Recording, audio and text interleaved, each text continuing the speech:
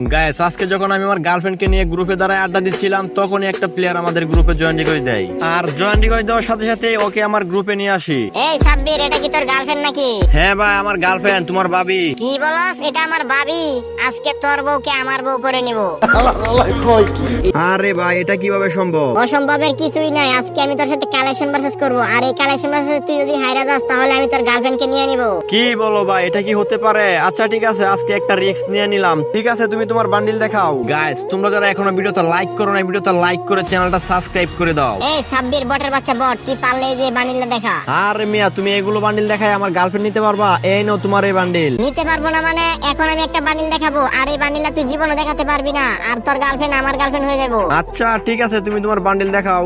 এই ফকির নি, আমি জানি তোর কাছে এই বান্ডিলটা নাই। এই নে, পারলে তুই এই বান্ডিলটা দেখা। কি বলো ভাই, এগুলো বান্ডিল দেখায় তুমি আমার গার্লফ্রেন্ডকে নিয়ে নিবা? এই নাও তোমার এই বান্ডিল, দেখো তো এই বান্ডিলটা নাকি।